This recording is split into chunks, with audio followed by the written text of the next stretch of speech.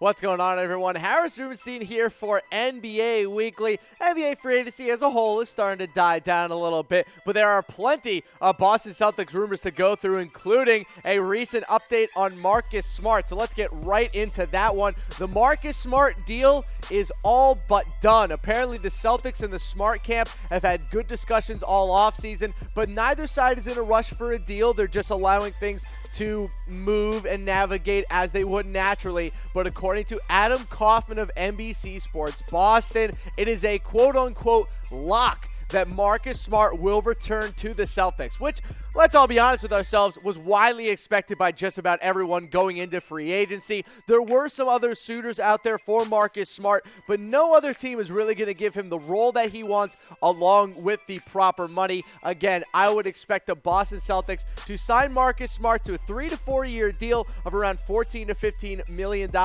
a season. And it also allows the Celtics to actually consider trading Marcus Smart down the line. But we don't need to talk about a trade. Let's just get Marcus Smart back on the roster first. Let's get to our next rumor. Kyrie Irving is expected to hear out the Knicks in 2019. This is coming from several NBA executives. They also expect Kyrie Irving to at least consider the Knicks next offseason when he is a free agent. It is still expected right now that Kyrie Irving will re-sign with the Celtics if he stays healthy and the team as a whole ends up having a successful year. Kyrie Irving wants a long-term max contract of 5 years, exactly what you've seen a bunch of other players get, like a Nikola Jokic or Joel Embiid. He wants that 5-year extension, which is why he did not sign one this past offseason. Everyone freaked out. Why didn't Kyrie Irving sign an extension? It financially just made no sense in him at all to sign an extension this offseason. Every NBA player should always try to get as much money as possible. Kyrie Irving is no exception. So him waiting until next offseason doesn't mean he's going to leave.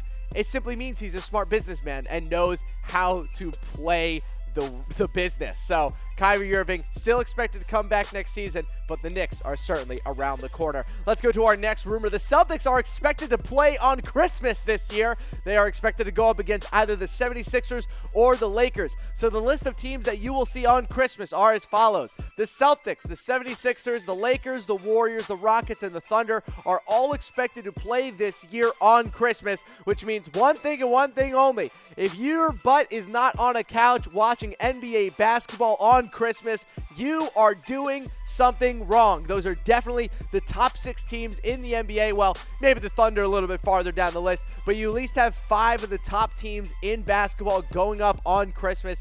The Christmas special event for the NBA has become an absolute event, and it should hold true to next season. Let's go to our next rumor. Jayson Tatum is hitting the weight room and pumping that iron. According to Chris Mannix of Yahoo Sports, Tatum is, quote, already significantly stronger. Now, Tatum was listed at 6'9", 205 this past season, and if you watched him on the court, it was still very clear that, he hadn't had a full season in the NBA weight room. He was still quite skinny, had a little bit of definition there, but that's mostly because he's a good athlete. But it sounds like a full offseason in an NBA weight room and with a nutrition plan is doing wonders for Jayson Tatum, who as of right now, his really only weakness not only weakness, he is still a young player, but his biggest weakness last season was physicality around the rim. And if there's any way to get better at that, it's simply to get stronger. I think this will help his rebounding. I think this will help his finishing around the rim. Getting stronger is never a bad thing for a young player, especially someone with Jayson Tatum's frame.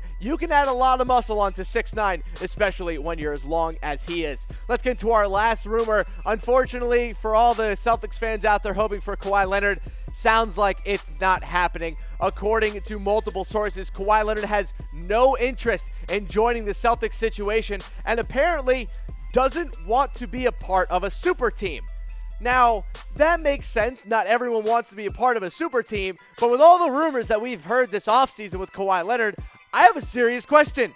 Does Kawhi Leonard even want to be on a winning team at this point? Because it doesn't really seem like he has any interest in winning an NBA Finals and only has interest in playing in Los Angeles, regardless of if the team is good or not. So I'm not sure at all what is going on with Kawhi Leonard, but I don't know from you guys.